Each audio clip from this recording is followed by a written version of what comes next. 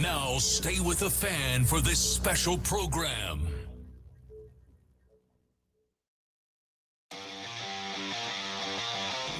Fly ball to deep right.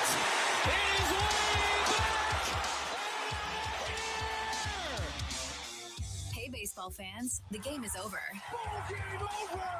Welcome to the Potawatomi Sportsbook postgame show. Bet above the rest. Only at the Potawatomi Sportsbook, Milwaukee. After the last pitch, you've made the switch for 21 seasons. We'll hear from the manager, the players, and the highlights from the game. It's time to talk about the game and the team with Tim Allen and Tommy Wortz on the Wisconsin Sports Radio Network. Well, not exactly Tim Allen tonight. And that's okay that it's not Tim Allen. He's off playing his band gig tonight. So instead, you have me, Steve Sparky Fifer, with you. But one of the mainstays is still here. The big old hunk of love, Tommy Wortz, hanging out with us like always. Tommy, a big Brewers victory as they get the win tonight against the Minnesota Twins, 2-1. Yeah. Pitching, really the mainstay, right? Chad Patrick, doesn't matter what role he's in, able to come in for 4 innings of relief work. Logan Henderson, I put it out on my Twitter, Tommy WSSP during the game.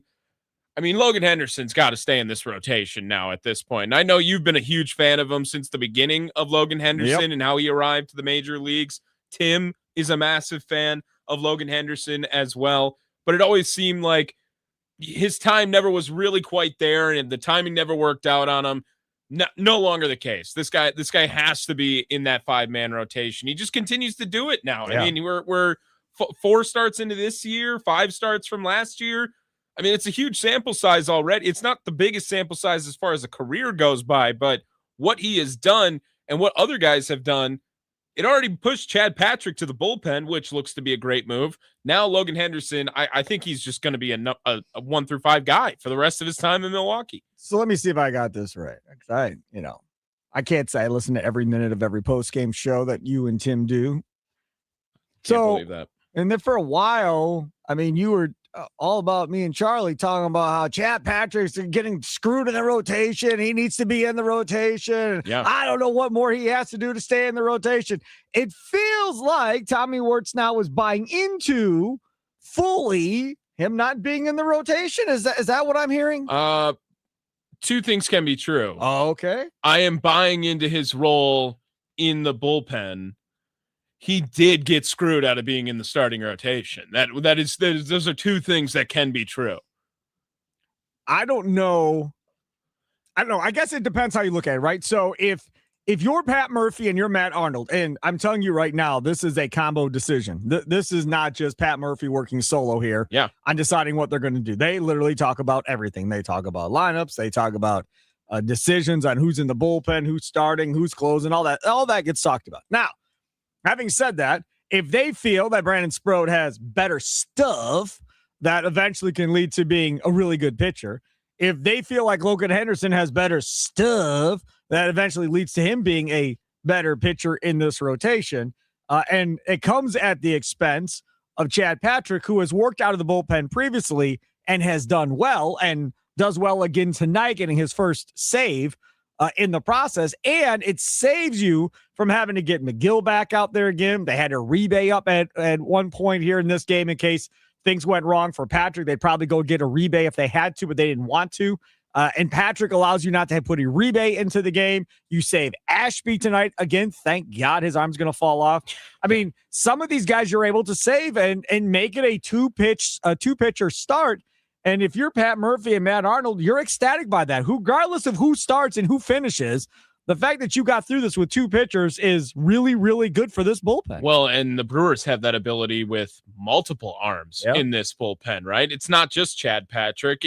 We've seen it with Shane Drowan. We've seen it with DL Hall in games. And you know that if there was a 3-inning performance that they needed out of Aaron Ashby, I'm sure he could do that too for this team. So they love the relievers that can give just a little bit of length as well. And while they are trying to a sense, this bullpen feels like it's trying to stay afloat, right? It like similar to this offense when it was no Churio and no Vaughn and no Yelich. You just had to stay the course and keep them relevant during that stretch until they would come back.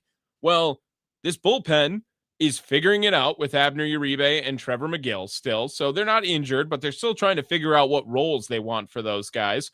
Plus, they have injuries to Jared Koenig, injuries to Angel Serpa, injuries to Rob Zastryzny. Like, they are trying to figure it out a little bit and just stay afloat in that bullpen so that this team can get the pieces that they want back and then make decisions on it. And it's working out with a lot of long leverage relief guys. That's the thing. There was an article today in the Milwaukee Journal-Sentinel talking about yesterday how you go and you get Coleman Crow back up here. He pitches better than he did his first start for the Brewers, and how crazy good the depth is for the Brewers pitching between the major league level and the minor league level, specifically with Nashville. Now there's some speculation and talk that possibly Robert Gasser is going to get a shot in this next time through the rotation here as well. So maybe you're going to get to see him get a call up. You've got Pat Murphy talking about liking having guys, get that extra day of rest, having a 4-man rotation with an extra day of rest by a minor leaguer coming up and taking a start and then going back down and calling up somebody else to come up and help out with the bullpen and the time being for your 4 regulars. Can we talk about that with Gasser? Because the move was Coleman Crow back down and Strzelecki comes up. Correct. And Strzelecki is out of options. Yep. So if Robert Gasser is the starter tomorrow, which all signs are pointing to that will be the case if they play, who goes down? Because if are they just cutting Strzelecki after that? They're just gonna, or is it Jake Woodford that goes down? I guess during that, Woodford would make the most sense. He must have options. He would make the most sense. He is Tommy Wortz, Sparky Fifer here with you. We'll join the network coming up at the top of the hour. If you're on hold, we'll get to you guys coming up. Greg and Waukesha, Joe in Pewaukee, Potawatomi Sportsbook post-game show. Brewers get the win 2-1. They've already won the series. They go for the sweep coming up tomorrow afternoon. Sparky in for Tim Allen. Tommy Wortz over there.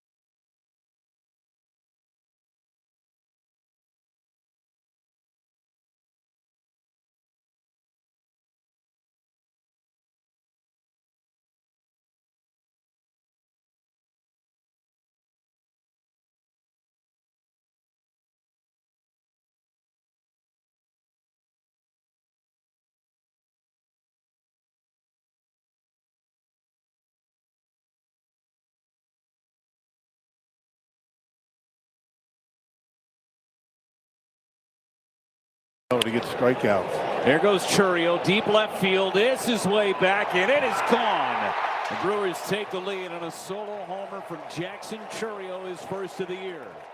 That would do it, right? That's a 2-1 winner for your Milwaukee Brewers over the Minnesota Twins. Sparky in for Tim Allen tonight. He'll be back tomorrow. Then Tommy Wortz, who is here tonight, he's off tomorrow. So Brandon Snide hosting the leadoff show tomorrow from noon until 1. And then it'll be myself and Tim Allen with the Potawatomi Sportsbook postgame show tomorrow afternoon from 4 until 6. Brewers get the win 2-1. Let's go to the Nicolay Law Talk and text line 414-677-1250, 414-677-1250. Greg in Waukesha, you're first up. What's going on, Greg? Hey, Sparky. Hey, DJ Tommy Hip Hop. How you guys doing? Hey, what's up, Greg?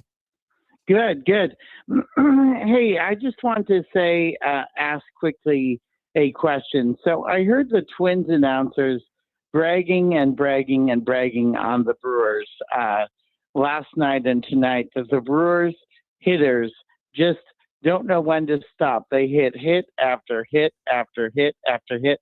And I'm like, what Brewers team are you guys talking about this year? Because I haven't seen it. Now, granted, they've left a lot of guys on base, though, if we're being honest. I mean, there's been several games where you could say, my God, they left a small village on base in that game. Right. But I guess, are you unsettled that the brunt of this team is being taken by the pitching? And if our pitching falls out, I don't know. I'm just unsettled by these 2-run, 1-run games. I guess a win is a win, but I would like to see, like you said, they've left a lot of people on base, but I'd like to see more of the home run ball. Maybe I just have to wait. Greg, to be fair, they don't give up home runs either. While they have hit the least amount of home runs, they have given up the least amount of home runs to this season. As far as hits go, they're 20th in Major League Baseball, so it's not like they're in the top 10. That's bottom 10, though. 345 hits. The leader is the Braves at 414. Dodgers 396, Astros 395. They still do a great job of, and I think that runners in scoring position coming into today, they were 4th in all of baseball in batting average, and they do a great job of piling it on, right? They're always so good at getting those 4-run, 5-run innings, and maybe that inflates the stat a little bit. But the Brewers today, I mean, they had 5 hits, and they got out hit by the Minnesota Twins today. The Twins had 7. This pitching staff, to Greg's point, we've seen it with so many pitchers on this team. It's not just that this Brewers team, they've wasted a Miz start, right? Over in Pittsburgh, anytime Paul Skeens goes out and you hear about the 7-run or the 7-inning game that they lose, and it's always during Paul Skeens. They've done that with Logan Henderson. They've done that with Jacob Mizorowski. They've done that with Kyle Harrison this season. They've done it with so many arms, and I think that's the part of it where, you can look back at this and say 5 hits in a ball game. Not very often you're going to win those. Brewers offense figure it out.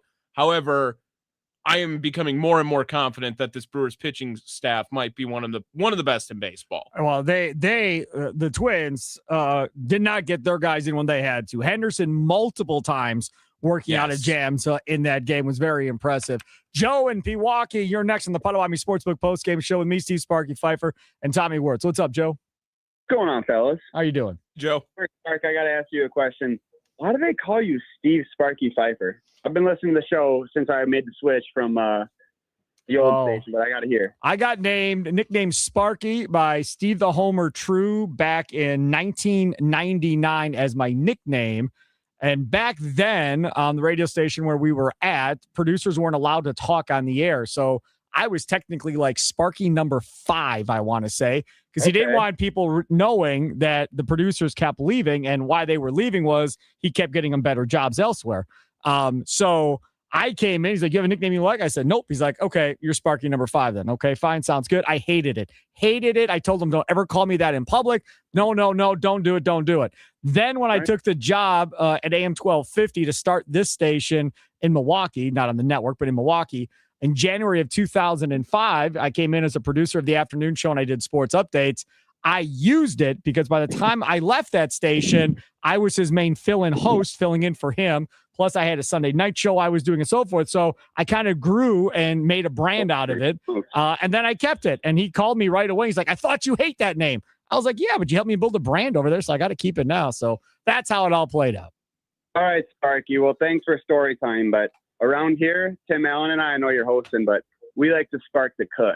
All right. So that's all I'm going to say. I like to take big hits from the Vaughn when Vaughn gets big hits like tonight. So all I'm going to say is I was more than enjoyed to watch the game tonight. I was more than enjoyed to listen to you guys in the postgame show. Chad Patrick, tell me, I want to hear, I'm going to hang up and listen like they like to say on the postgame show, but Chad Patrick, this dude, whether you pitch him in the first inning, the second inning with an opener, whether he has 7 highlights before the game, 12, it doesn't matter. This guy's going to come out of the bullpen. He's going to come out of the fucking start of the game. He's going to do whatever he needs to do, and he's going to pitch a gem. Chad Patrick, thank you, boys. Sounds good. I'm not sure if he swore or not there, so I dumped it. Okay. I thought he might have. He might have. Yeah, that happens from time to time here on this show. I've more than one occasion making sure that the delay is working, and it is. I dumped him. So there you go. And that's what happens. And you take a spark of whatever the hell he was taking a spark of, and this is what happens. See, I like people that don't have to deal. I don't have to deal with this stuff of having to drop people.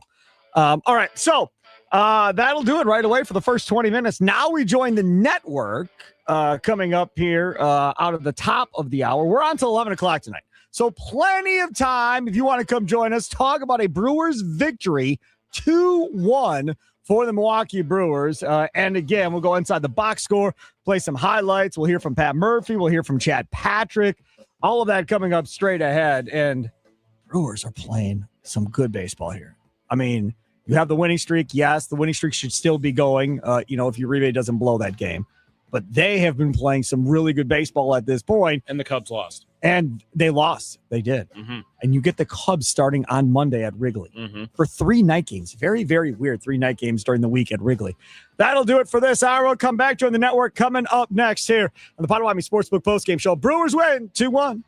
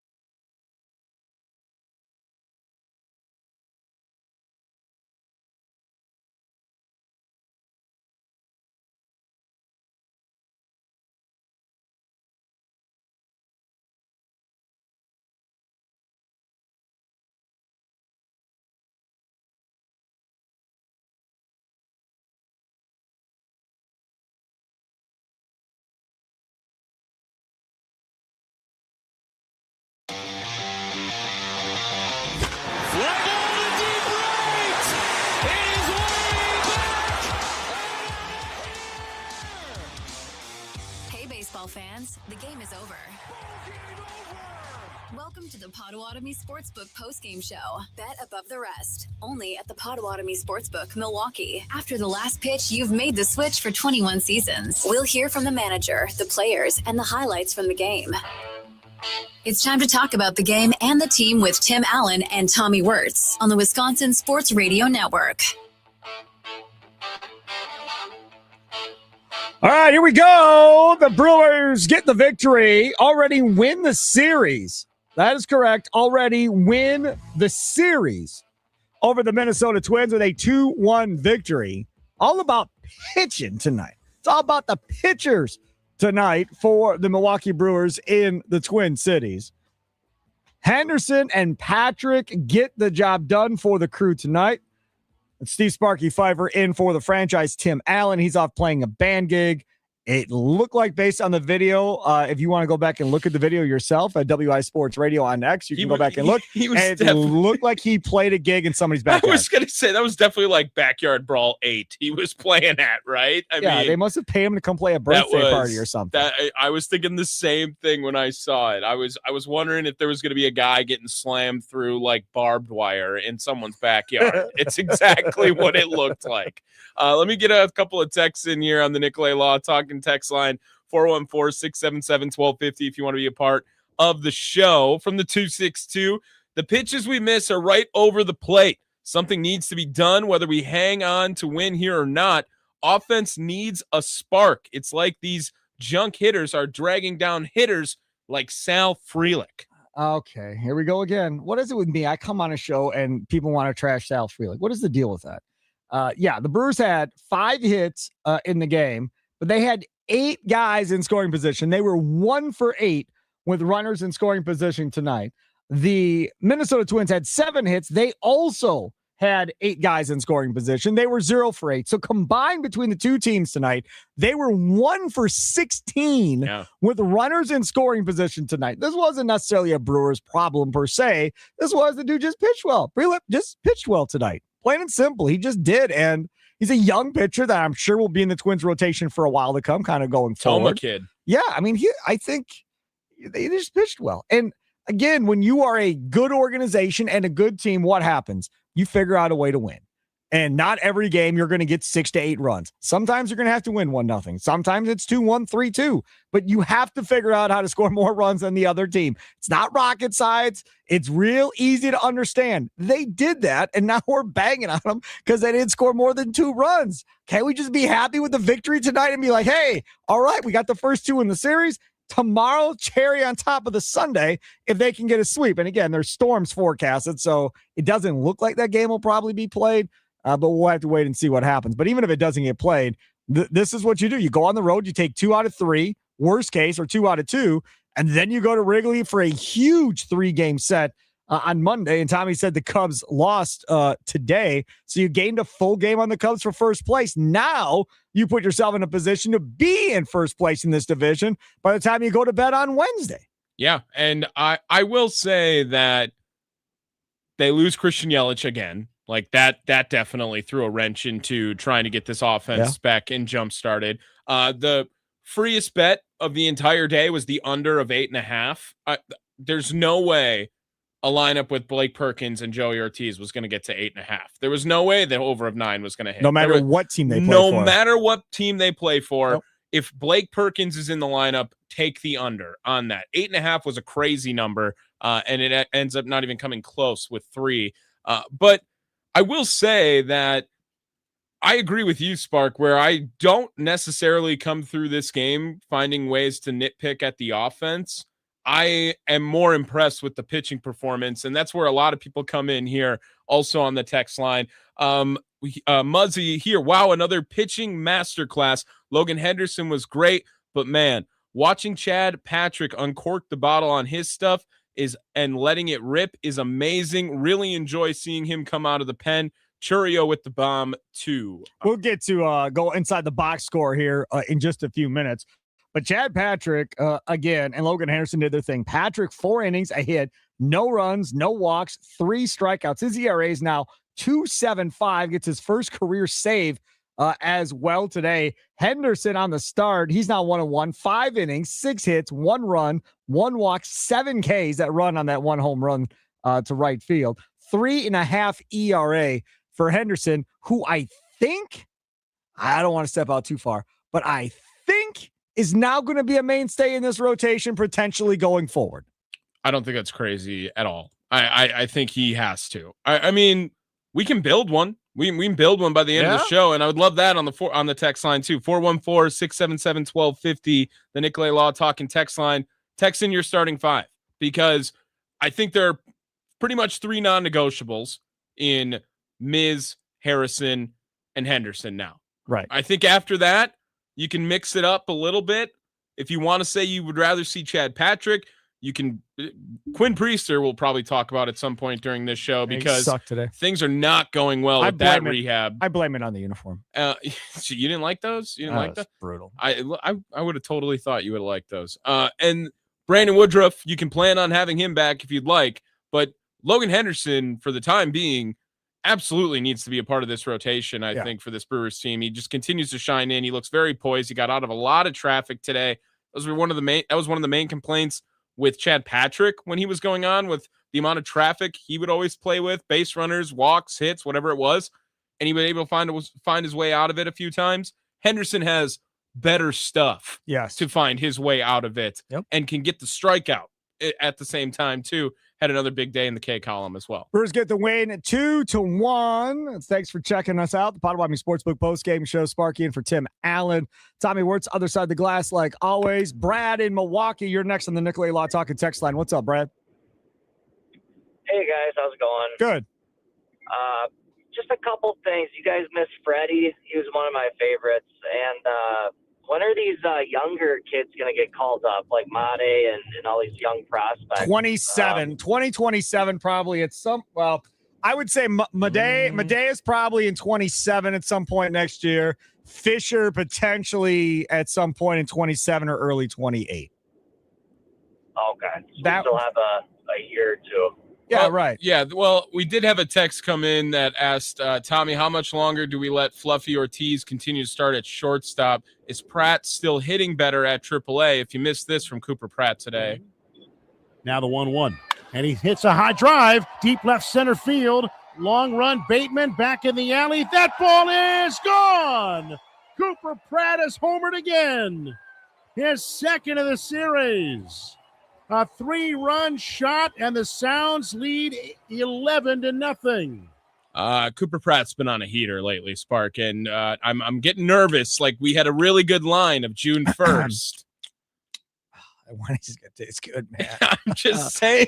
Wendy's meal's gonna taste good, dude. There is something about it that could happen. However, you know, my birthday is the 27th. Yeah. It'd be a great birthday present if Cooper Pratt got called up on the 27th. That would be amazing. That would be pretty exciting. But I still don't, I mean, even with that, performance, and he's got his second homer of the series, his 4th now of the young season, he's hitting 224 still, Spark. He's got a 702 OPS. Mm-hmm. He gets on base. I mean, 344. The slugging has to come, but it sounds like it's coming. It's the bat speed's going up, the contact is going up, the hard hits are going up, everything in the right direction. And it was all about giving him as much time as he needed now during this stretch.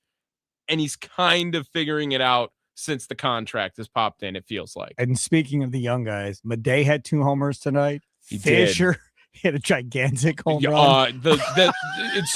Fisher's home run, the home broadcast didn't believe it. Did you hear that? They listed it. I know. They listed it at 479 for Andrew Fisher. Well, today. That one was great. So this was they that were down call. to like 12 runs at that point, but they were. Swing and a drive to right and deep. That's number 10 for Andrew Fisher. Just wait for it here. It's coming. 108 off the bat, and that 477 might be a little exaggerated, but it was a shot. Like the home run, he's like, I don't know. I mean, it was a nuke. He knew it immediately. Everyone in the ballpark did. And there's cars driving in the background there over at the Timber Rattlers Stadium. And it looks like it's going to hit a car that entire time. So, and Madej, debuting, well, not quite debuting as the number one prospect in baseball, but that now an official as well. He not only had one home run today, but Madej did it twice. Madej swings and drives it. Way gone and right. It is a multi-home run game for Jesus Madej, and this thing's into the parking lot. He did hit one into the parking lot. Absolutely crushed it. And that's the one part of his game that really hasn't got going yet this year. He only had like one home run, I think, coming into today, right? Yeah, but again, he was getting on base, and his OPS he gets every other extra base hit. It's kind of like how Bryce Terang's like progression became, where it was doubles and triples being more acclimated into his game, and then the home run ball came. Feels like a very similar progression going on with Jesus Madej at this point. On behalf of everybody, I apologize that Tommy and I get put together on the first segment of the post-game show. We're playing minor league highlights while Tim Allen is off. So I apologize that we're playing a bunch of minor league stuff. Sorry. Remember this catch from Jackson Chourio? Flare, shallow left. Chourio coming in. Chourio slides, makes the catch. No tag from Outman. Wow, what a play. What a play by Chourio. I'm just getting ready to say outfield was in, but not Chourio. He was at normal depth. He had a long way to go. He did, and it pretty much saved the game, too. That was 7th inning. What a Brewers TV on the highlight. What a horrible base running by Outman. Like, I don't understand. Like, even if that ball drops, even if you're at third, you more than likely are still going to probably have a chance to score because he came in the way he did. Like, he literally had to get up and flip around in order to make that throw. That was a mistake by Outman. I'll take it. Obviously, as a Brewers fan, we'll take it. A hell of a catch by Chourio as well. So, and then he followed that up. He let off the 8th with a double right after he had hit the home run earlier in the game. So Brewers get the win, I should say, 2-1 over the Minnesota Twins. That Nikolai Law talk and text line. Can we talk about the Angel Serpa trade? How much do we miss Isaac Collins this season when we've been forced into playing the likes of Greg Jones and Luis Matos? Well, Isaac Collins is hitting .225, 3 home runs on the season, .345 on base. That's not horrible. Slugging of .342. He has a positive WAR. So does Joey Ortiz. With a .1. They both have the same WAR. We just did this breakdown maybe a show or two ago with Tim, where we went through the whole trade. It was after Harrison's last outing, I want to say, because we went through the Boston trades and we went through the Kansas City trade. Serpa obviously hasn't worked out. Complaining because of Isaac Collins not being on the roster, I think, is the wrong piece of that trade. Obviously, Nick Mears last year pitched every other day, like we're seeing Aaron Ashby do right now, and he's doing it with Kansas City again and doing it at a very high level on top of it. Nick Mears this year, I think it was yesterday we looked. So a 2.87 ERA in 15 2/3 innings this year for Nick Mears in 18 games pitched during the season. So coming in very frequently again, a righty, which the Brewers have a ton of lefties in their bullpen and did when Angel Serpa was up with them. It would be amazing to have a Nick Mears that you could at least rely on to be a righty that comes in an earlier part. I'm not saying Nick Mears would be an 8th or a 9th inning guy, but I think Nick Mears is probably an upgrade from Grant Anderson. Can anyone dispute that? They kept Grant Anderson instead, though. That's what I mean. So if you had someone where Grant Anderson gets pushed down another role on the bullpen, it looks a lot more deep than it does. I don't know. I mean, you have Serpa under control for a couple more years. Like this, just because he got hurt this year, yes, it sucks for the immediate future. There was no positive to look at from his Brewers tenure, right? I mean, on Team Venezuela, he looked awesome. And you would think, and we'll never know now, that you would have gotten that type of him at some point throughout the course of the year.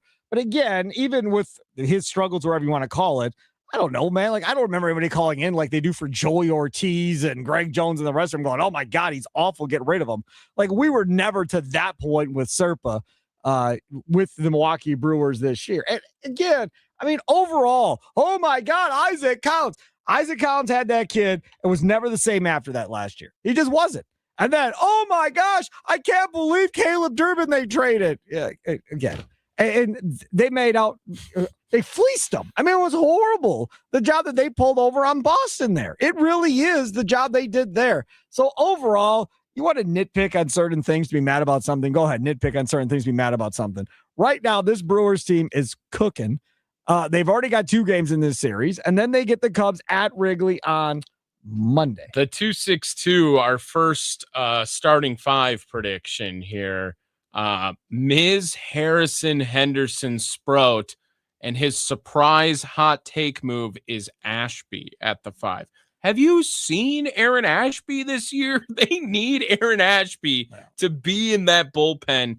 And maybe they did have a plan to stretch him out to be a starter, but there's no way that is a part of that anymore. And Justin from Kansas City brings in another good point of, is Patrick becoming our right-handed version of Aaron Ashby? Yes.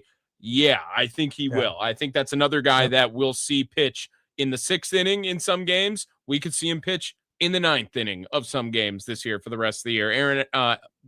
Chad Patrick is becoming Aaron Ashby. Yes. 2-1 Brewers win. We'll go inside the box score, take more of your calls, your texts, also streaming live on X as well. I don't think we're on Instagram live because I don't see the little vertical thing that I normally see over there when we do the Wisconsin Sports Daily.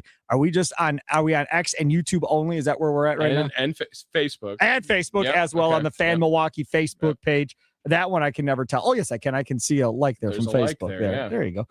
Okay, so all 3 of those platforms, you can come find us, interact with us as well. If you leave a comment on X on our post, it'll come right into our Dugout YouTube chat so we can read those too. Brewers get the win, 2-1. Nikolai Law talking text line 414-677-1250. The Potawatomi Sportsbook post-game show. Sparky in for the franchise Tim Allen. Tommy Wortz, other side of the glass.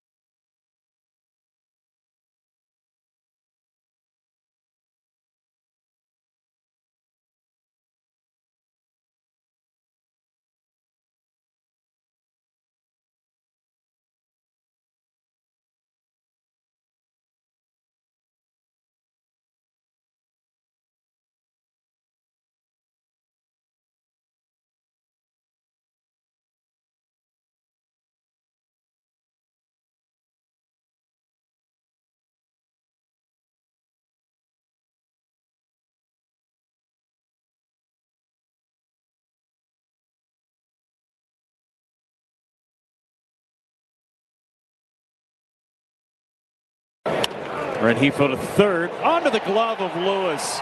They'll send Terang around third. Here comes the throw. It's going to be late, and the Brewers will tie it on an E5. Yeah, we just were talking about how good the left side of this infield has been for Minnesota so far in this series. That was a clank right there. He didn't get anything on it. Hey, it works. It all works. It all works. We'll take luck. We'll take whatever we can get. Just get us a Brewers victory at the end of the day, which is what happened. Brewers get a 2-1 victory. Listen to the Potawatomi Sportsbook postgame show. Sparky in for Tim Allen tonight. Our guy Tommy Wortz, a big old hunk of love. Other side of the glass, doing his thing as well. Lots and lots of text messages to get to. We got some messages coming in over here on the Dugout YouTube chat, which you can also partake in, streaming live on X, on YouTube, on the fan Facebook page at WI Sports Radio on X and on YouTube. And, of course, you can partake in the Nicolay Law Talk and text line 414-677-1250, 414-677-1250 from the 952. I was talking to Tommy about this person. It says, on a drunken bus from Target Field en route to Osceola, talk tomorrow, Uncle Jay. Who in the freaking world is Uncle Jay? It's Uncle James, man, in New Richmond. Uncle James in New Richmond. Keep the buzz buzzing. That was a really good Uncle James, by the way. I would love, if anyone wants to grade that, feel free to do that. But yeah, that was. So you're learning a lot of these people here in the first month and a half. Do you have all the people down? I have caller ID down. You do? Oh, yeah. I say, hey, what's up, J-Mo? Whenever he's calling in. Hey, Ken, I got you. Let me put you on hold. Yeah. Oh, yeah. I got them all. You got them all down. Pretty close to most of them. Yeah. 414, a Patrick Hall and Ashby pen allows for those starters to go 5 or 6 regularly and not kill the rest of the pen. And you know something?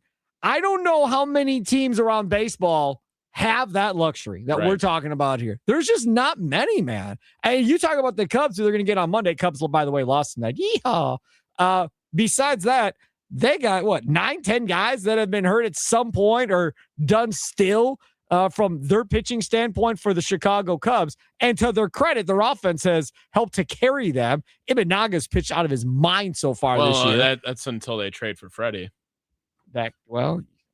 Never say never. No, I've already made that up. I've had to come to grips with that already. Like, and that otherwise I will be furious in the moment. I'm fine if he goes there. I've got no problem with him going there. Go ahead, trade for him. That'd be fine. No, I don't. Are you kidding me? No, I don't like it. You think about this for a second. They trade for that dude. He shows up at Wrigley, does his thing. And then all of a sudden, something horribly goes wrong, and he's out for the rest of the year or whatever happens, right? Like the very first start or second start after. And then everybody's like, great. Stearns screwed us. Former Brewers president setting us damaged goods. We got a crappy former Brewers manager. Oh, yeah. Cub fans will be conspiracy theory 101. I see the Freddie chance turning from negative to positive. I feel like it's the only way he can reverse like a Wrigley curse pitching there. Oh. Yeah. Freddie becomes Peralta. A Cub. I'll say this right now. Freddie Peralta does not scare me in the postseason. If it's Freddie Peralta against the Brewers, I don't care what uniform he has on.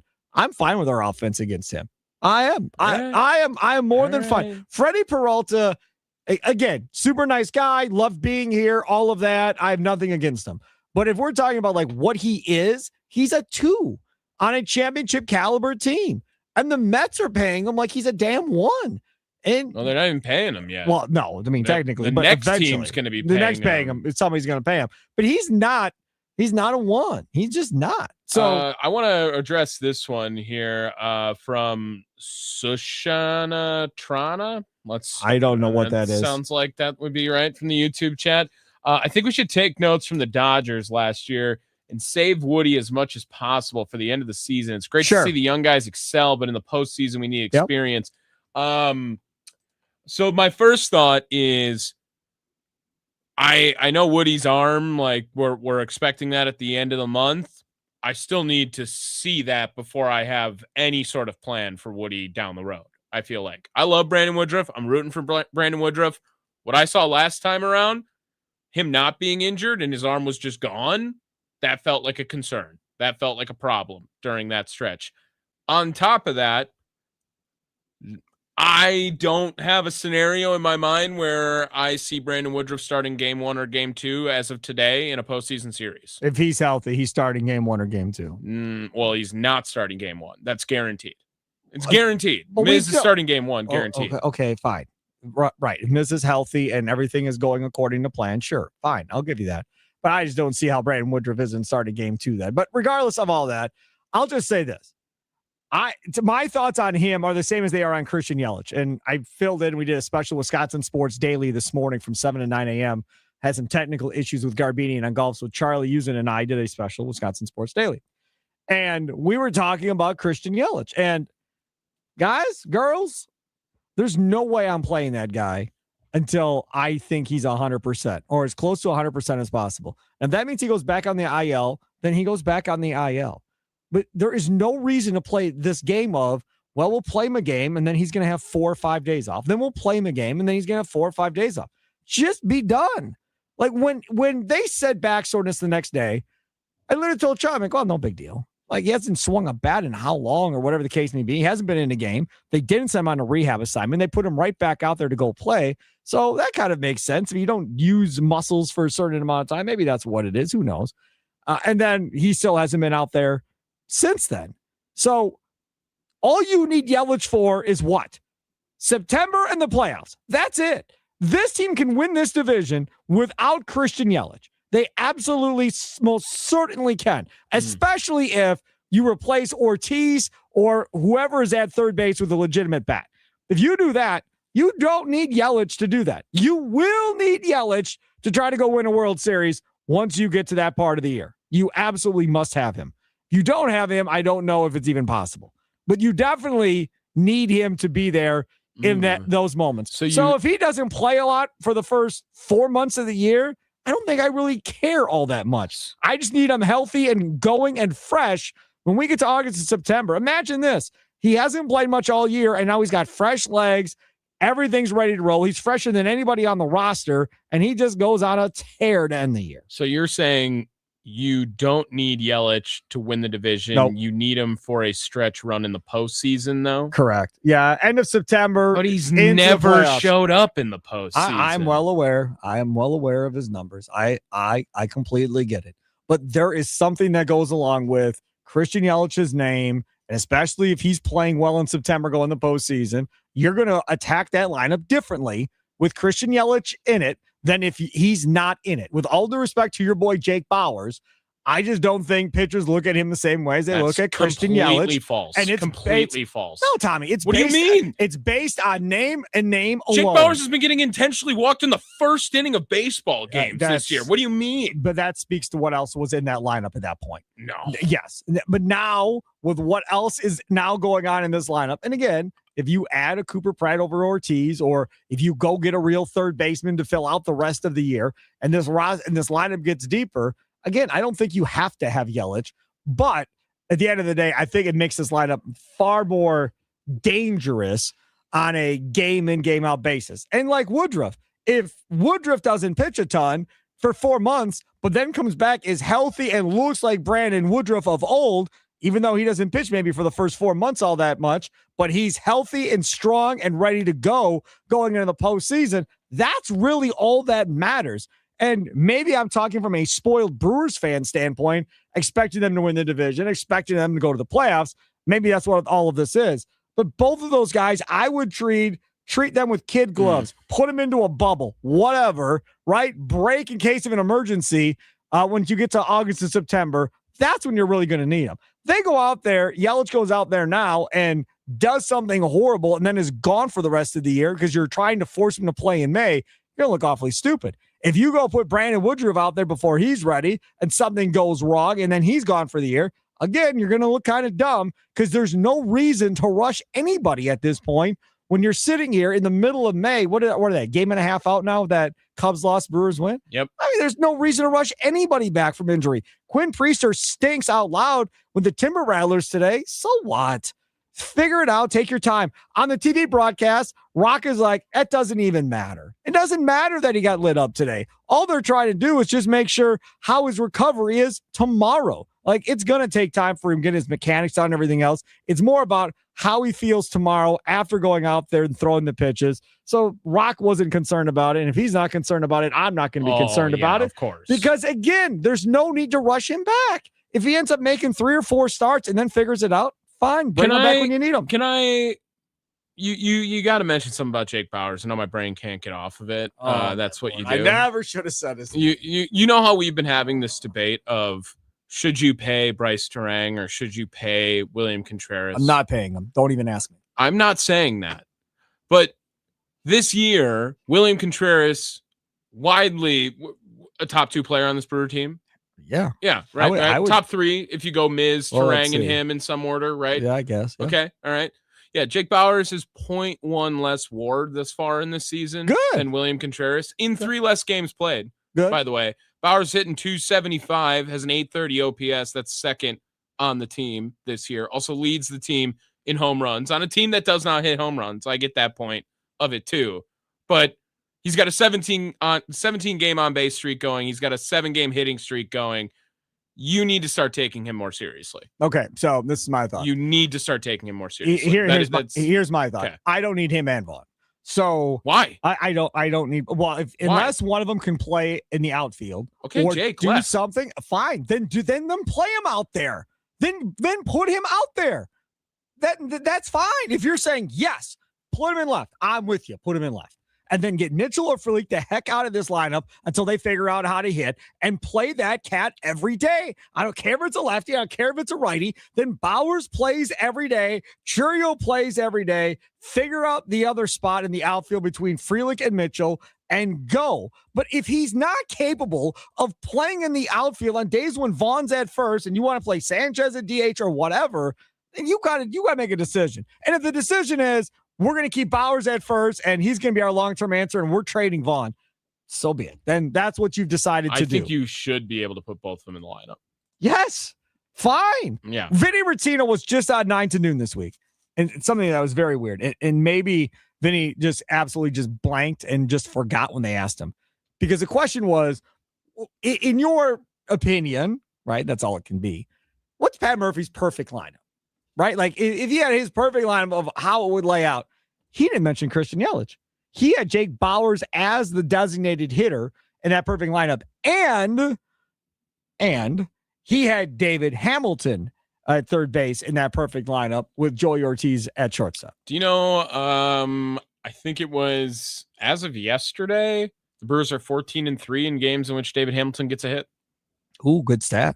Yeah. Oh, that's good. Yeah. So just to put that out there, like, he is on the field and doing something in winning ball games this year for the Milwaukee Brewers. Yeah, I still don't think he's very good. I mean, he bunts the ball pretty good. He's the best bunter in Major League Baseball. He's super fast. He is very fast. I said this week too. Like, if he's still on this roster, he's going to be a valuable asset in this team all year. In the postseason, to be able to have him as a pinch runner in a tight game is a huge asset for this Brewers game. He might be starting at third base, so not be. I'm not ruling that out. They better have a real bat at third base and Cooper Pratt at shortstop.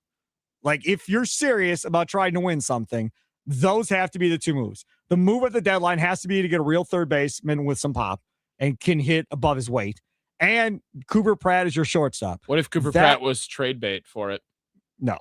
I'm not trading Cooper Pratt for it. You just paid him, and you didn't pay him much for a long-term deal. You did that for a reason. Yeah, I understand, but it doesn't disqualify him for a trade. I'm just saying, what if Cooper Pratt's value is to where it is, and you get a third baseman for it, and you're rocking with Joey Ortiz and David Hamilton platooning shortstop in the postseason? God awful. No, pass. Murakami. Hard pass. Yeah, Cooper fine. Pratt for Murakami. There you go. No, you're not doing that. I'll trade some. We have 100 million prospects down there. I am not trading Cooper Pratt as one. So why not trade Cooper Pratt? No. Well, okay, let me ask you. This is the other thing that has to be discussed. And you and I are not mad. Arnold, obviously, and we do not work in their front office. The question really has to be in their front office. Who is the long-term shortstop? Who do we trust defensively at shortstop? Is it Madej or is it Pratt? And you have Pena too. But who is that guy? To me, You paid him that money. He ain't going to play anywhere else. Madej could play second. He could play third. You can move Madej around.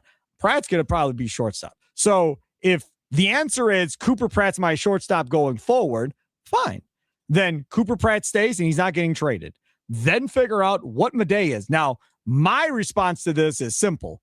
Why haven't they moved Madej already if you think Cooper Pratt is the answer at shortstop? If you think Cooper Pratt's your guy for the next 10 years at shortstop, then why haven't you moved Madej to second or third or wherever you think he's going to play once he gets up to the next level? Mm-hmm. The problem is Andrew Fisher's coming at third. And I think Fisher's going to be the third baseman or potentially the first baseman. But you've got Burke, who's hitting monster home runs over there at first base, which leaves you to have Madej where? At second base. And Terang goes bye-bye. That's how this all lines up right now if everybody holds true to form. Unless Pratt moves to third. In place of Fisher? And Fisher goes to first. Maybe. And then Burke's out. I mean, there's a DH too, Spark. You're forgetting the DH. There is. And Yelich, hopefully by that time, will be done. Yelich will be gone by these names. He's got a couple years to go, and then he's got the mutual option to which I'm assuming the Brewers will say, it's been real. Bye-bye now. Have a nice day. Is Christian Yelich sniffing like statue territory for the Brewers? Good question. He's Wall of Honor. I mean, he'll be Wall of Honor. Yeah. Right? Yeah. But is he's not getting a statue, right? I mean, he did win an MVP and had an even better second season as well. But I mean, he's not going to get his number retired because he's not going to make the Hall of Fame, right? No. Is that all he gets? He just gets a Wall of Honor and that's it? I mean, there should be some, I don't know what they have for rules, but for me, you're not getting a statue unless you're in the Hall of Fame. I mean, that has to be a starting point. I think it's fair. I'm just wondering if some people think Christian Yelich is sniffing that territory. Nah. Very good player. Had a couple of down years coming off of blowing out his knee and then his back issues that continued for a number of years. Foundational piece of what this station had deemed the golden era of Brewers baseball. Yes. Right. And it has been. It's been an unbelievable run. I mean, you think about it. Back to when the Brewers were trying to get to 500 and everything else, and then you get going with Nyjer Morgan and Carlos Gomez and Braun and Fielder and Hart. What was it known as back then? The Cardinal way. The Cardinals are just there every year. Every year they're at the division or every year they're in the playoffs. They just figure out a way to win, change the pieces. They're just still there every year. La Russa leaves. Matheny comes in. Every year they're still there. It doesn't matter, right? Wow. That is what the Brewers have been doing, folks. That is exactly what has been happening with the Brewers. The Brewers have become that mainstay organization that you simply are having all kinds of problems knocking off of the podium and not seeing them in the postseason right now. And they are stacked for the next several years right now. So Sushana saying that a ring would equal statue, but if this Brewers team won a ring, there's no way Christian Yelich would get the statue. Pat Murphy would get the statue at that point. Yes. Like there's no way Christian Yelich. Well, I'll say this. If he stays healthy, I mean, the Miz is going to get a statue before Yelich. Okay. If Miz is healthy. And then it should have flames coming from his arm. Yeah. Something crazy like that. Well, you might just have pyro attached to it. We should have him like rising from fire. No, I don't like that. Yeah, I guess it would be a little too...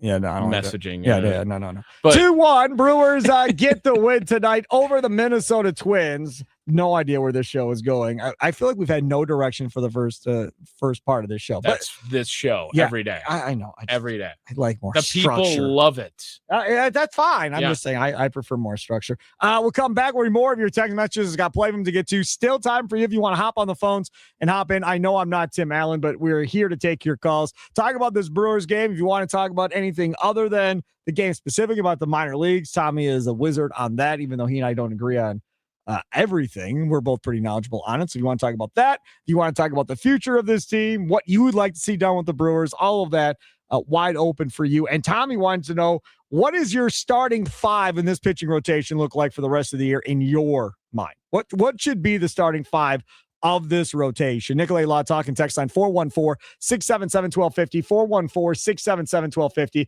We'll go inside the box score. Coming up next, that is the Potawatomi Sportsbook post-game show. Steve Sparky Fifer, Tommy Wortz over there in for Tim Allen tonight. He'll be back tomorrow as we broadcast live from the Wisconsin Sports Radio Network studios, powered by the Potawatomi Sportsbook.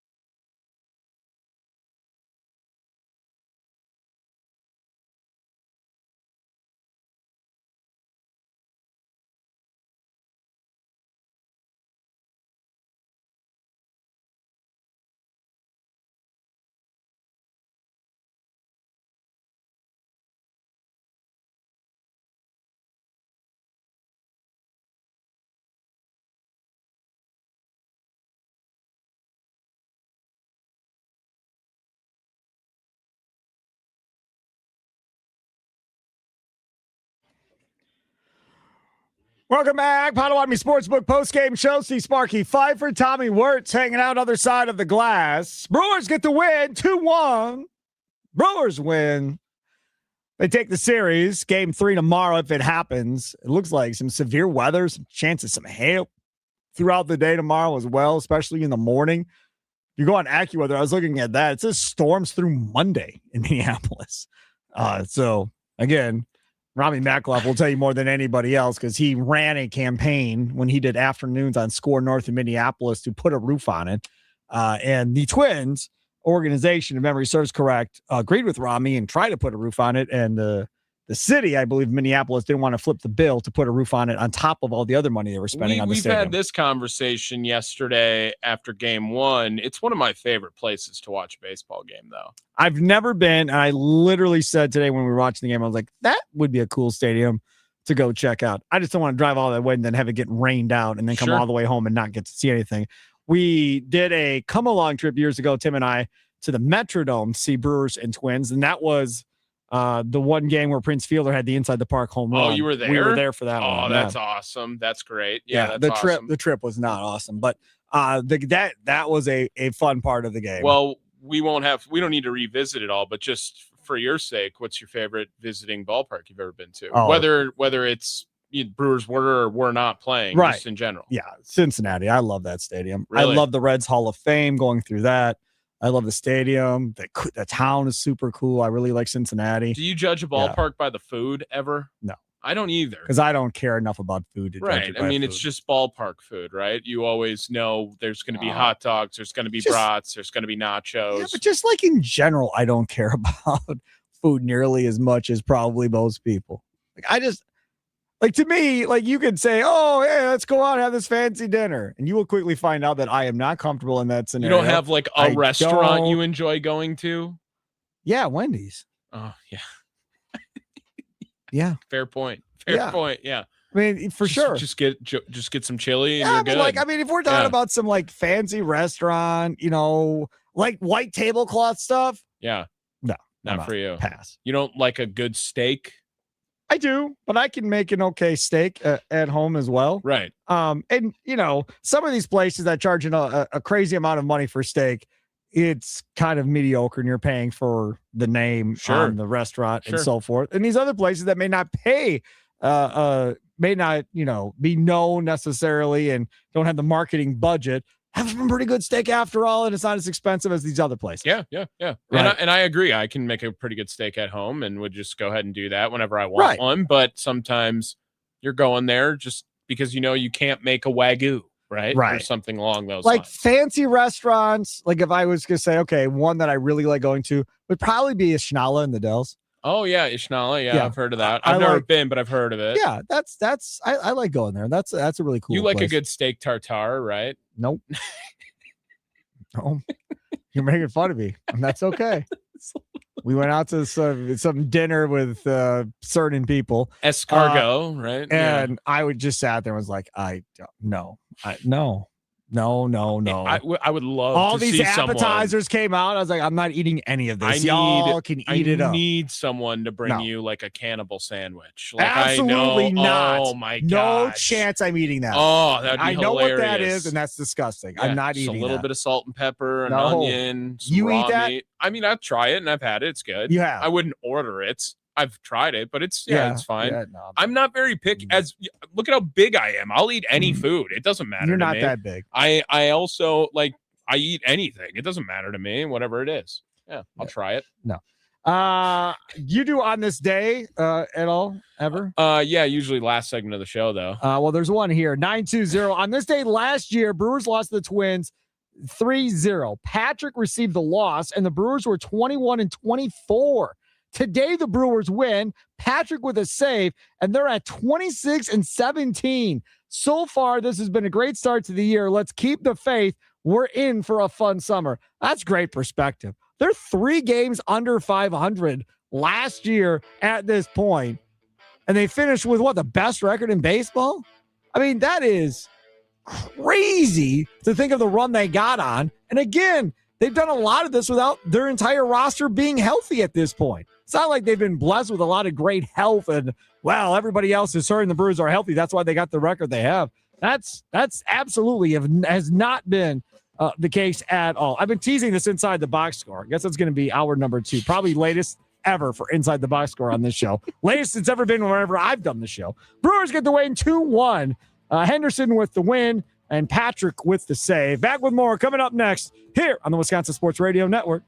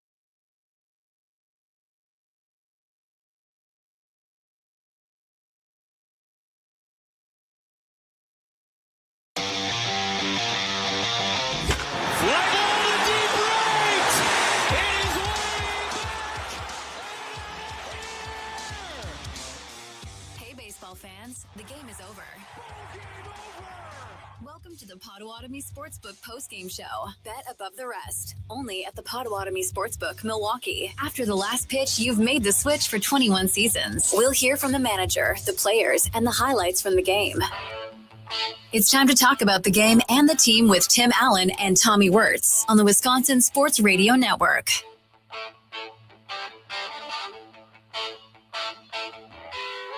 No Tim Allen tonight. He's off playing a backyard gig somewhere. I think that's what it looked like on the video. If you go to WI Sports Radio on X, it looks like he's in somebody's backyard. Maybe they were just warming up there and then they were going to an actual venue. No, he's got to go somewhere where they let him smoke, right? Yeah, but you could smoke anywhere. You just got to go outside the door and smoke. You just can't smoke inside. Then you can, at the venue right there, just... Tim plays better guitar. Pop out the back door in the alley or whatever and have a cig and then go back inside.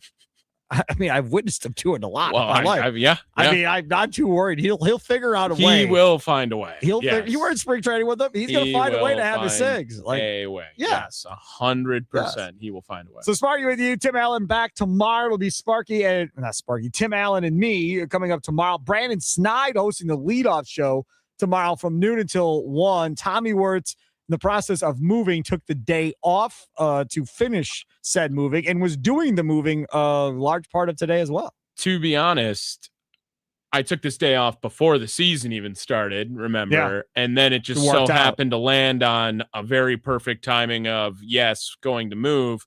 I did 80% of the moving today.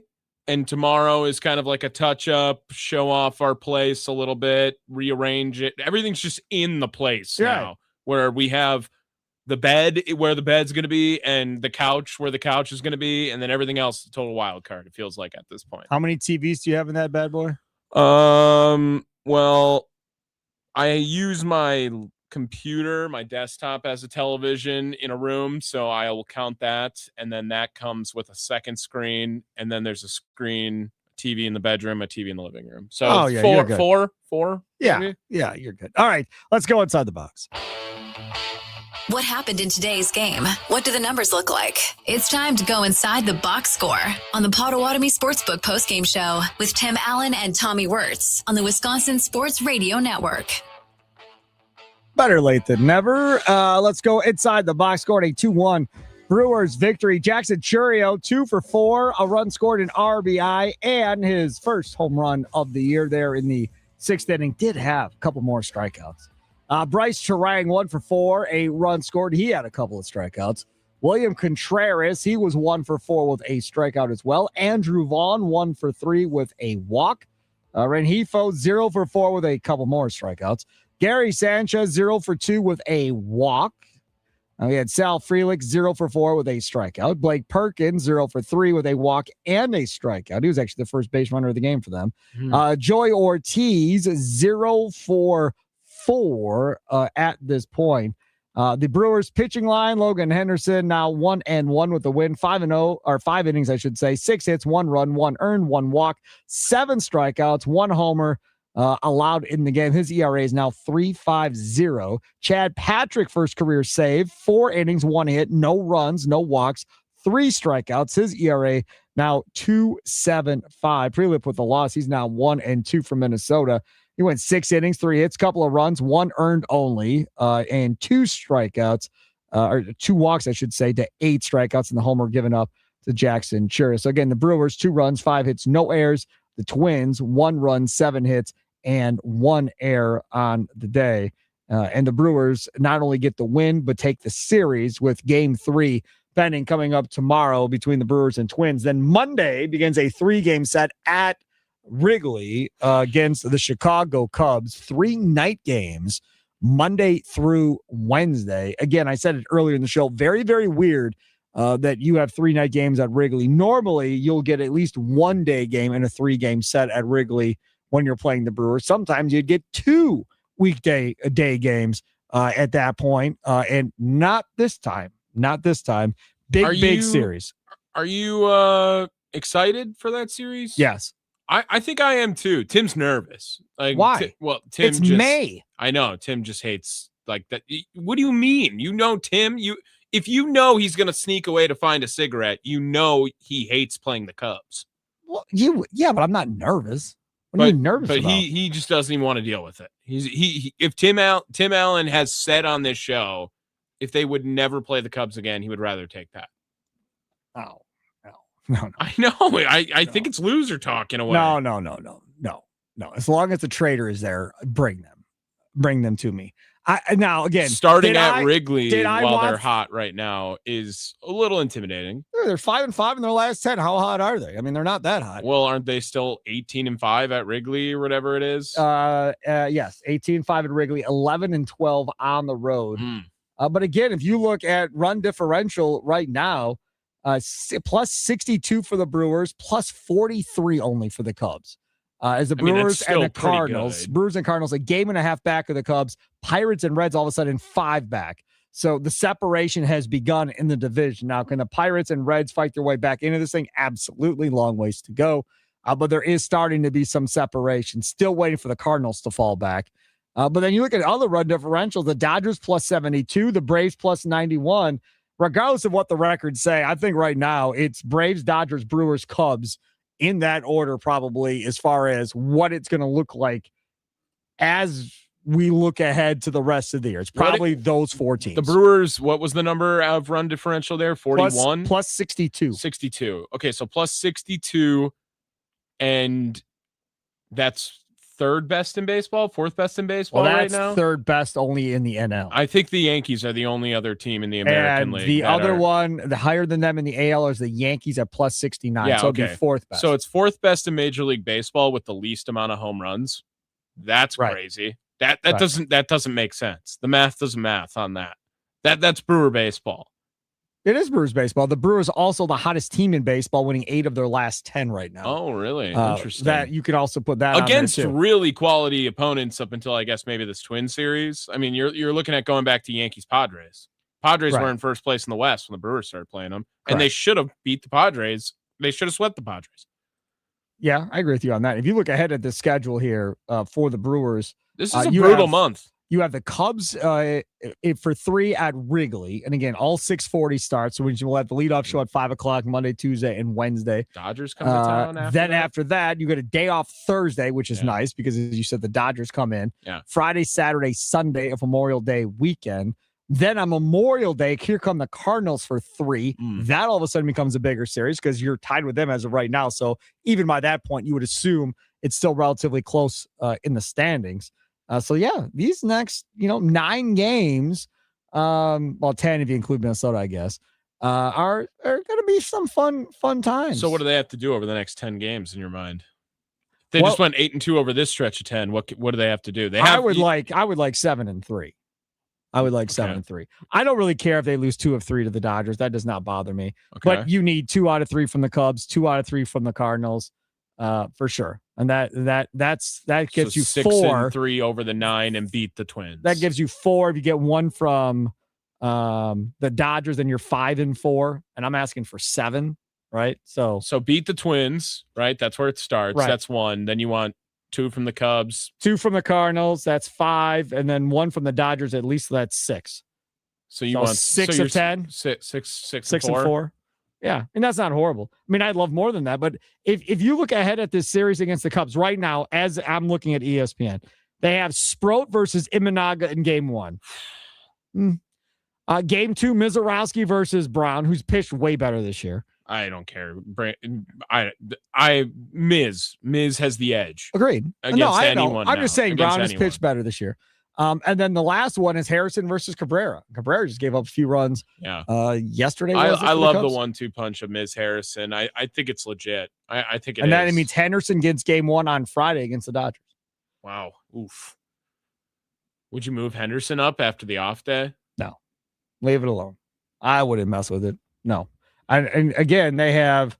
Do you have the official pitcher for tomorrow for the Brewers? It has not been announced ESPN yet. has Gasser in there.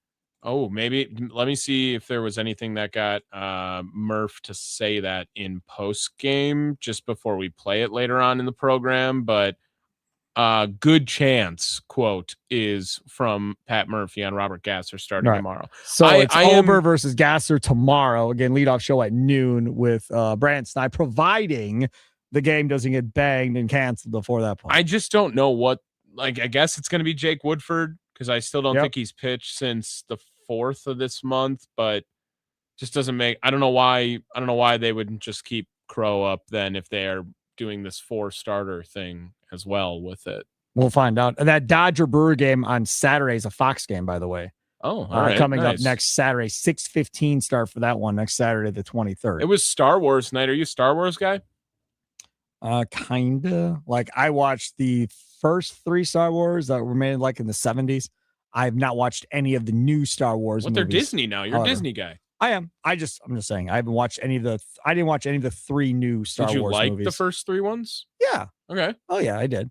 The new ones though I've not watched. Well, they're not new anymore, but yeah, I haven't watched any of that one. The later, the prequels. Yes. Okay. Correct. All right. Yeah, I was just curious because Vassallo, Hogue, and McAlvey were posting with Darth Vader today, and I was wondering if would you go post with Darth Vader if he was at a Brewer game?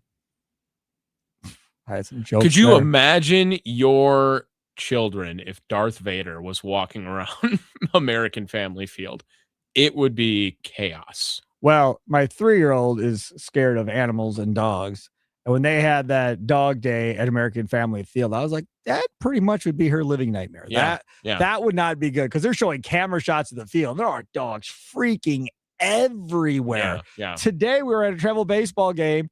There were 2 dogs by us, and she would not get off of our lap for half the game because she was so scared that there was a dog on a leash, mind you, sitting by us with people that we know. Still, I think Darth Vader would unlock a new fear for her. Potentially. Yeah. Yeah, I think that is very well potentially correct. All right, take a quick time out. We'll come back. Want to hear from Chad Patrick from after the game today and see what he has to say. That's coming up next. Brewers get the win 2-1 over the Minnesota Twins, and now go for the sweep coming up tomorrow afternoon. The Potawatomi Sportsbook post-game show. See Sparky Fifer in for the franchise, Tim Allen. He'll be back tomorrow, along with a big old hunk of love, Tommy Wortz, as we broadcast live from the Wisconsin Sports Radio Network studios, powered by the Potawatomi Sportsbook.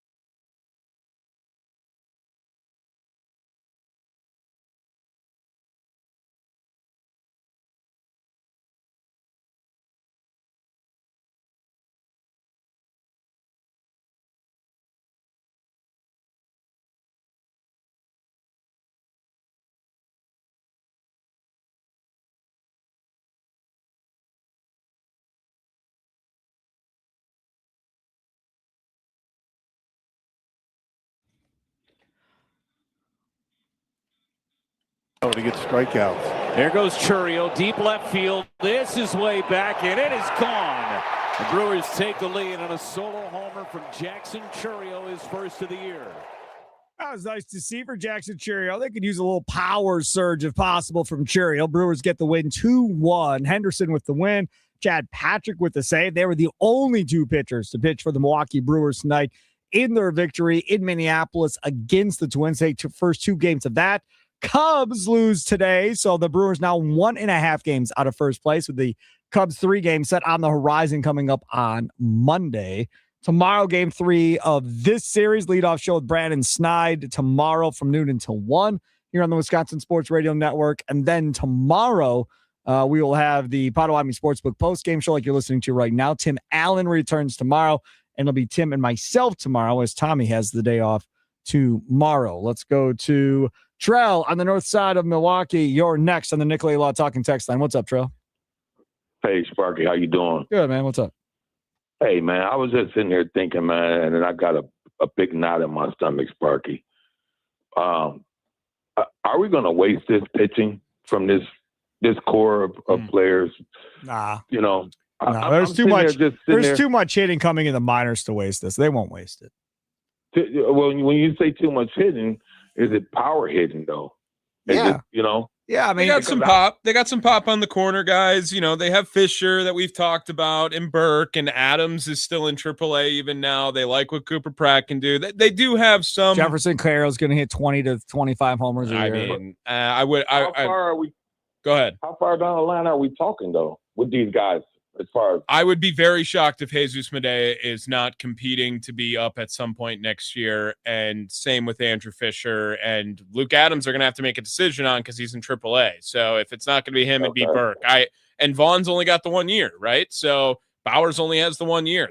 I think they're planning on making that move at first base, at least minimum. And then the other guys, Jefferson Carroll could be next year. Contreras has 1 year left on his deal. So if they were to move Contreras this offseason, you could see Jefferson Carroll starting catcher next year. I will say any combination of 2 of those guys would be up next year. And not to mention Jet Williams. I think Jet Williams is playing really well right now. Yeah, but he don't have pop. Cooper Pratt is going to be up. I'm saying from the young guys that can hit. Sure. These guys are all going to be here within the next 2 years, I would say. I think Jet did homer tonight, by the way. He did. Well, I mean, if that works out like you guys are saying, which that would be great. I'm just looking at sometimes you got to strike the iron, man. Like when you got this pitching like this, you trade for, because I believe the Brewers are a 1.5 bat and a call up from one of those guys for winning the World Series. Trell, to your point, I get it, Trell, with this pitching staff right now and the farm system this Brewers team has currently. It would feel like malpractice to not go for it this season if you realize what this pitching staff is. Yeah, I'm that's what I'm scared of. I'm just scared that we're going to kind of, play it and things are going to break down. Some of these guys may not be here. I mean, I don't know. Maybe it's just the Brewer fan in me because we always seem to find a way to not figure it out. All right. You had Burns, Peralta, and Woodruff, and you didn't figure it out. You didn't figure it out enough to even get there. Now, I get the fear. I think a lot of Brewers fans share that same fear with you, Trell. Thanks for the call. I think that's completely fair. I do want to say trading Pena feels like you can't do that anymore now, right? Who's going to take a flyer on that? I know he's got a top 20 ranking still as a prospect status, but that's a much bigger flyer. Now it feels like you have to ride it out with Pena. Well, he just got cleared. He did, and maybe he comes back and he doesn't miss a beat, but it's still an unexplainable collapse in the dugout. That feels I don't think it's unexplainable. I think they know what happened. I mean, they sent him to a neurologist and got all the testing and all that done. So obviously they feel like he's good and okay. He's just dehydrated on that. Well, I don't know. I'm sure there's probably more to it than dehydration, whatever it may be. That's what I mean. Like it feels like it could be a bigger thing just to be like, oh yeah, it was just one. Well, he just passed out, guys. He goes out and does his thing. We aren't talking about this at the end of the year. If all of a sudden also true, he's on the move, and Medea's on the move, because that's kind of how this whole thing is going to line up here, right? Medea moves, Pena moves. That's the assumption, correct? Midday goes, Pena goes as well. If Pena is hitting, when Midday moves up, Pena moves up too? No, I think actually now we're waiting for Cooper Pratt. If we're looking at a natural progression. So the train starts with Pratt. If Pratt goes to the bigs, then Midday. Well, what if it's Jet Williams? Jet Williams could also get called up and just said, you're going to go play third base at this point. Yeah, I don't quite know. Another one. Because Joey Ortiz still has the minor league option, so it's not like he would be DFA'd. That's just my thought on if they're waiting on a timeline here, why wouldn't you just keep naturally progressing the youth that's going up so that if it was Pratt's ready, move him up, go with Midday, get him to AAA, go with Pena, get him to AA. Andrew Fisher also needs to be out of Wisconsin. He's too good to be playing there. I think that is very apparent. He's striking out at a too high of a rate. I think his strikeout percentage is like 36% right now. Okay, yeah, but he's a 3 true outcome guy. That's exactly what they want in baseball. Kyle Schwarber just hit his 20th home run of the year yesterday in 45 games, doing the exact same thing. I don't think they want him to be Kyle Schwarber. I could be wrong. I don't think that's what they want. I think they want him to be a well-rounded, high-end player. I think every baseball team wants every prospect to be as well-rounded as possible. That's correct. Yes. And I think that's what they're going to wait on before they move him. I mean, I could be wrong. Maybe they'll move him before that. I think that he's definitely going to get to AA this year. Now, how long that takes before he gets to AA, I don't know. My guess would be middle of June, maybe he gets to AA at that point. When is the half season marker for the minors? When does that hit? It's about a month so they play their last games. AAA plays their last games in late September. The rest of those leagues. But you have a half a season in these leagues, right? So we break it up. So if I told you a date, I'd be making it up. No. So what I'm saying is my guess would be that Fisher and those guys probably move around that date. When it goes to the second half of that season, that would make the most sense to where Pena moves, where Midday moves, where Fisher moves, and maybe where Burke, gets his way to first base at AAA, and they send the other dude back down to AA, and they make that flop at that point. All right, after the game, a 2-1 Brewers victory over the Twins. Logan Henderson talked, and Logan Henderson had himself a game this evening. Yes, he did. And again, when he goes out there, I think everybody's just of the understanding that he's going to go out there and he's going to give you a good effort. And did he have his best stuff tonight? I don't know. Maybe not his best stuff. He was in trouble multiple times and was able to work out of it most of the time. 5 innings, 6 hits, a run. That was a home run, a walk, and 7 strikeouts. His win-loss record now 1-1, 3.5 ERA. And here is the aforementioned Logan Henderson. If I hit it. Logan, you threw a lot of pitches tonight with runners on base and made a lot of good pitches. What are you thinking in those situations? And how does it change an outing when there's that, that amount of it is in basically tight situations? Yeah. Mindset is to get out of it, put up a 0 and try to get back in and, do what we can to win a game. But yeah, the mindset was just bear down and, find a way, really. That's all it was. When so much of the outing is that way, it was 84 pitches, 5 innings. Does it feel like more? Like, do you have to exhale at the end of that? Yeah, I mean, coming out of the second inning was definitely was tired a little bit for sure. They made me work there, but yeah, I mean, after that it was like, all right, how can I regroup for the next inning, and same for the next couple. Which at bat locked you back in, and that's like. And I'd have to go back and look, to be honest. What was second, third, no outs. Mm-hmm. Then I think I punched out the next guy. I think, the at-bat after the double from Clemens was – I was locked before that. They made some good swings. But first batter I faced after the double was like, okay, let's bear down and find a way. How did you feel with the changeup in that second inning? I feel like there's a lot of fastball that's like when there's like a step off in there too. Just wondering if you kind of trying to find it there. Yeah, I didn't feel like I had my best stuff in that inning leading up to, honestly, again, I gotta go back and watch it. I don't really remember all of it, but I felt that the changeup was a lot better later in the game. But yeah, honestly, first 3 innings, I didn't feel like I executed many pitches at all, and had a good conversation with Gary and Hookie, and kind of found it the last, I guess, 4th and 5th inning, and made a little mechanical and mindset adjustment. So I was able to find it a little bit.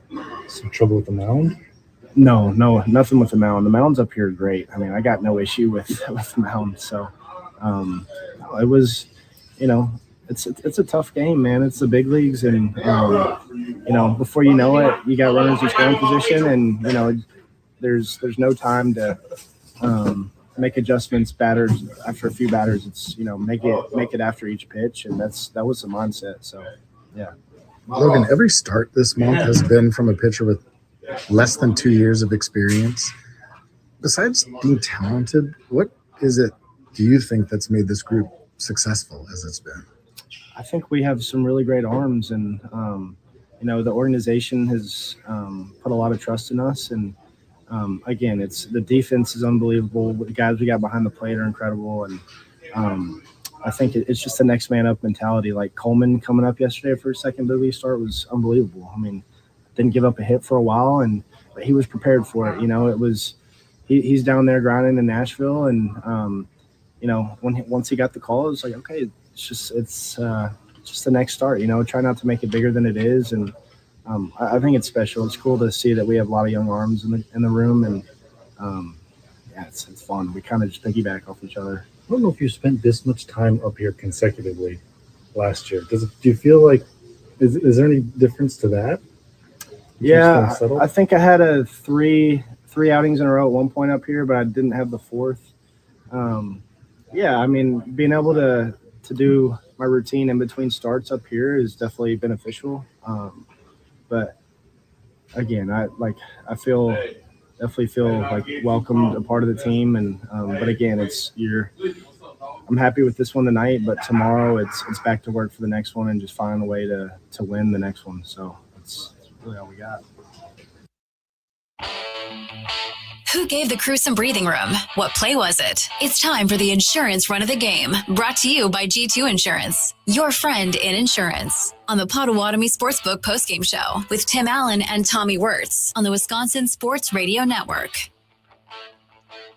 Well, I mean, realistically, if you think about the insurance run, that gives you that extra run, and well, that really only happened once in this game. To get strikeouts. There goes Churio, deep left field. It's his way back, and it is gone. The Brewers take the lead on a solo homer from Jackson Churio, his first of the year.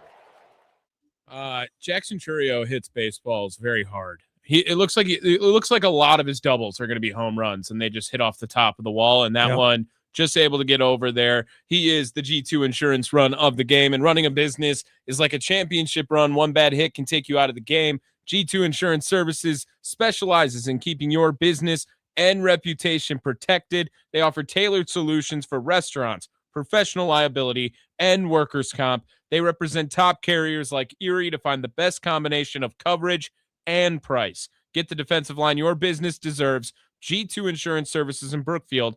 Online at g2ins.com. Your friend in insurance. That Cubs loss they had today. Davis Martin, let's see, 6-1 now with a 1.61 ERA. Gave up a home run in that game. That's it. That dude's 29 years old and doing his thing right now. Tyon with the loss for the Cubs in that one. But in that one, bunch of home runs for the White Sox, including Murakami, who hit 2 home runs in that game. And as we all know, if you listen to Wisconsin Sports Daily, Charlie started me on this. This was his idea, and I am fully on board of making a move for Murakami and taking care of that. Now, the question that we have, obviously, in all of this is where you play him. Like today, he played at first base. Now, there was talk. He's only ever played first base. Right. There was talk that he was capable of playing third base. Now, I don't know if he played third base, right, overseas, and that's where he was prior to him getting here or whatever the case may be. But there was some talk of that. You can't make a move for Murakami if it's only first base or DH. Then it doesn't make sense unless Yelich is gone and toast for the season. Then that would make some sense if you wanted to make that move.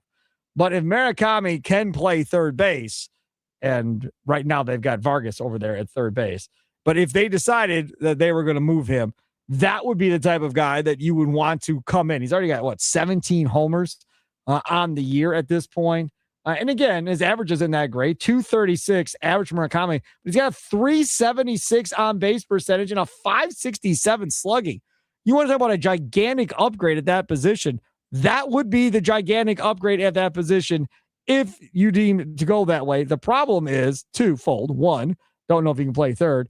And two, White Sox are actually over 500 right now. So they may not have a fire sale come trade deadline after all. Yeah, they could be in win now mode. They could maybe they make a move. What if the White Sox give up some of their farm to go out and get a big name guy? That fan base has suffered so long with how bad that organization has been. What do you mean they won a title? Yeah. I know with Ozzy. Recently. That was a while ago, man. It's 20 years.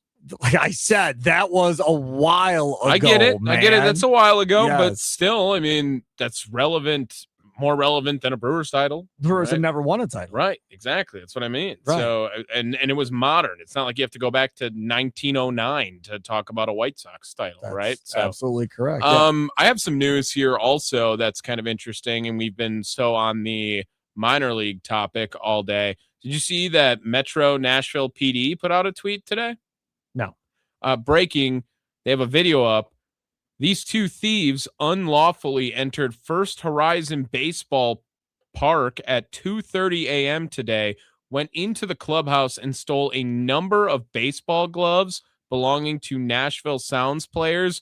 Know who they are. Please call 615-742-743. There is a reward that goes with it as well. But, I mean, these two guys get caught so dead face on camera that I can't imagine that they will be on the run for very long, but kind of funny and kind of related to our minor league baseball talk that if you go to the Metro Nashville PD Twitter page, and they will show you on there these two guys that just go walk into Nashville's clubhouse and take a bunch of stuff. Dumb.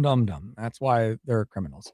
Let's hear from Chad Patrick, who also had a great game today. Chad Patrick, if you're just tuning in, maybe you missed the game or working, whatever, out on the town. 4 innings in relief of Logan Henderson, 1 hit, no runs, 3 strikeouts.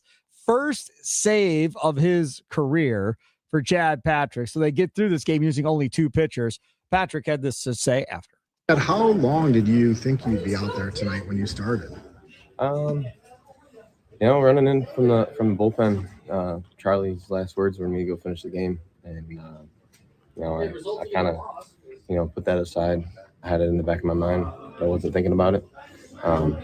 It was 1 out at a time for me, and just give the boys a chance to stay in it and hold on to the lead after Trio hit the homer to take the lead. So, yeah.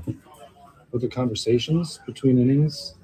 Like I'm good, or they just kept running me out until that ball's taken out. So, the 9th inning was special. 7th inning was good. Great play by Trio there, and made a pitch on Lee. Weak ground ball there, and everything was good. What was the conversation before you went out to the news? Nothing. No, still nothing. Just go get it. Okay. Yeah. Keep going, Chad. That's all I heard. So. It sounds like you've really simplified things. You've found something here. Yeah. Sounds like. Yeah, I think it's just not making things bigger than what they are. And, there's a lot of leadership in this clubhouse, a lot of conversations that happen. And those are great for everyone. And I've had a lot of those in the last week or so. And they've really turned things around for me. How do you not view this as a demotion, like losing your starting job, coming out of the bullpen? How do you keep the mindset in the right way? Yeah, I mean, I know who I am at the end of the day. When opportunities are given to me, we look to take advantage of those opportunities, and if they aren't given to me, then we don't. So it's whatever role we're thrown in, that's where we go. Chad, it's not normal for a team to have this many young, pretty inexperienced arms just giving solid start after solid start. Why do you think as a group, besides talent, you've all had success? These guys, we all work hard. We all want it as bad as anyone.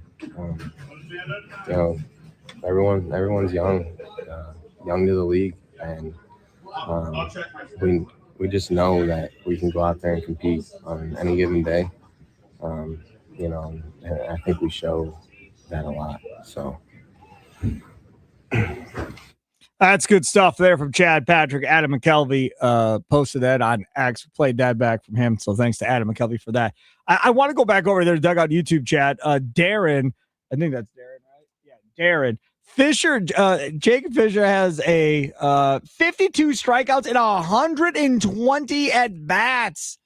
That's more than 38%, isn't it? Well, maybe it's go look at the Garrett Mitchell numbers right now and see the same results and playing big league baseball right now too. I'm just saying. Well, that's fine. But I'm just saying we're talking about promotion and moving him through the system. Yeah, I mean he's also got a 950 OPS with that same exact number slugging. too. What's his slugging? It's gigantic. Isn't well, it he just became the second guy in the system with over 10 homers. Yep. So Blake Burke's the other one right now with AA. Now Burke doesn't have the average, but I think you could justify moving Burke up because you got struggles galore going on at first base in Nashville. I also want to give you your flowers because I think you were the first one on this guy, really anyone in the system.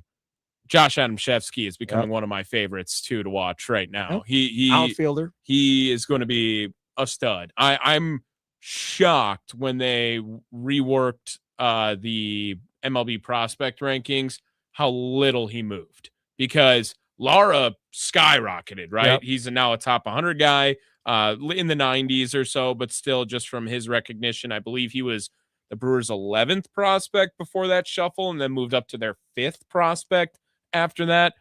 Adamszewski next year, he's going to be everyone's sleeper prospect that moves up. I think that's going to be a very common take. And his flexibility, because he came up as well as a middle infielder, He was right? a second baseman. And now they moved him out to the outfield just to give him a better path to get to the big leagues. Shining 1,000 OPS guy right now. I am totally down with Josh Adamszewski in Wisconsin as well. Well, from Pat Murphy coming up in the next segment, the amateur draft is coming up obviously here in a couple months. And I've been already looking at mock drafts and so forth, and I don't really see a lot of what I want, but they really need a couple of college bats in the outfield. That is something that I think right now I feel so burned by Corey Ray when they do that. I understand, but that's something where you could say that might be something where if you can get a college bat that can get through the minor league system relatively quickly to help this team within 2 years, I think that's something I would be interested in. Now, what do I keep seeing? I keep seeing pitching for the Brewers, which again makes sense, right? Can't have enough of it, right? I do not want a high school pitcher. I don't care who it is. I don't want a high school pitcher. Just because the chances of them getting hurt to me is far greater than a college pitcher. And that's just based on my time as a Brewer fan, watching Nick Neugebauer and J.M. Gold and some of these other dudes. Who was the guy from Hawaii? Oh, he was horrible. What was his name? Oh, man. Medeiros. Medeiros was his last name. Yeah. I remember. That's the one I always remember. It was the high school pitcher from Hawaii, where it's like, what's the sample size that he's getting out in Hawaii of guys? Yeah, like, I don't know, but he was never a threat to anybody at that point. So I mean, again, to me, I'd rather draft college bat or high school bats and college pitching if you're giving me a choice. But based on this Brewers timeline, like Trell brought up from the north side of Milwaukee, I think I would go and try and find me a college outfield bat, one or two potentially, to see if I can get up. Because the outfield is an area where they don't have as much as they do in other positions, right? Corey Medeiros. So yeah, Darren, yeah, right. So I mean that would be something to look at. All right, we'll hear from Pat Murphy, Brewers manager, after the Brewers get a 2-1 victory. That's coming up next here on the Potawatomi Sportsbook postgame show. See Sparky Fifer in for the franchise, Tim Allen, along with Tommy Wortz, as we broadcast live from the Wisconsin Sports Radio Network studios, powered by the Potawatomi Sportsbook. Sparky with you.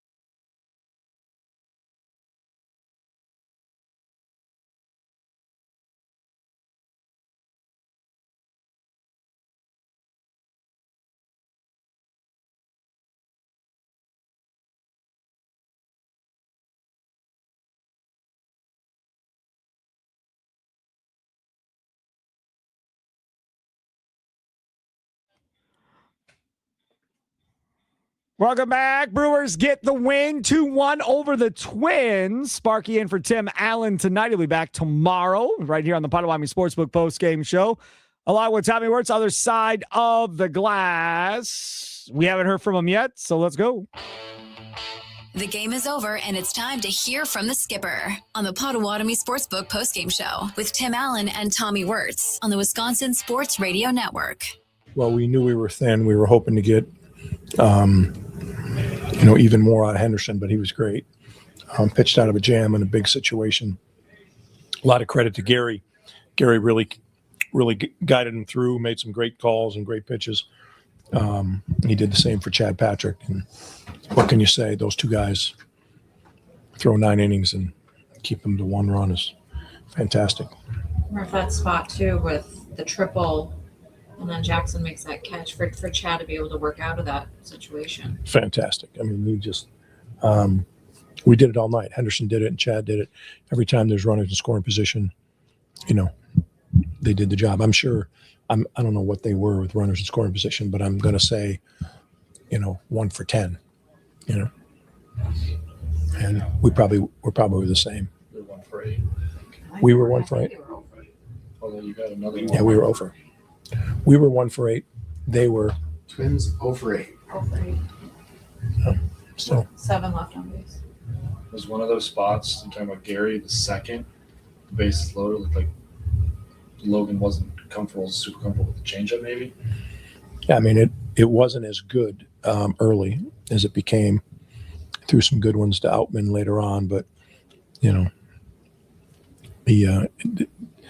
gave up a home run on a cutter, and then gave up the triple on a changeup, right? But yeah, I mean Henderson was great, and Patrick was even better. I mean it was a great combination, but yeah, we had some discussion on who and when and how much to use Chad. We want to be able to use him going forward, but I don't know how many he threw, but he's probably down 2 days for sure. But he was, I think we're clear that he can pitch in big situations.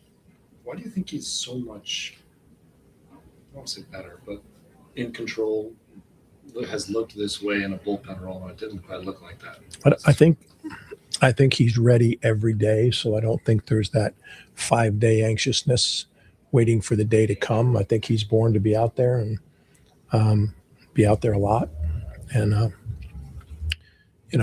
he'll be relaxed the next 2 days knowing he's down, but then he'll never know. Like when am I going back in? I don't get to be anxious. I could go in any of these games for an inning or 4 innings, So really proud of him. Big. What length did you initially want out of him? Like when you first we were thinking 2.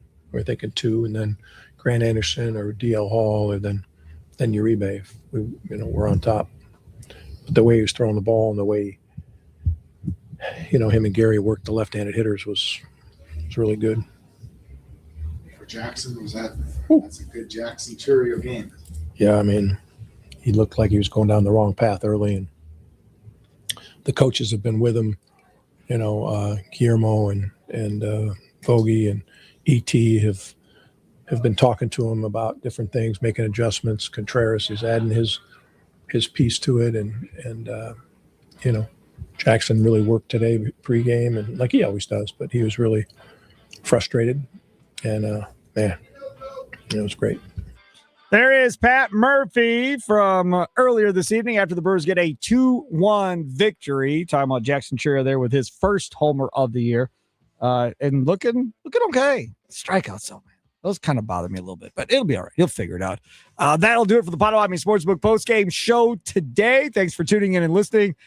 Your guy, the franchise, Tim Allen, returns tomorrow after game 3 of this series, if it happens. It looks like storms all day tomorrow in Minneapolis, so we'll see if it happens because there's no roof on it. My thanks to Tommy Wortz for hanging out like always with me tonight. Enjoy the rest of your night, Wisconsin. Have a good one. Brewers win 2-1. Toodles.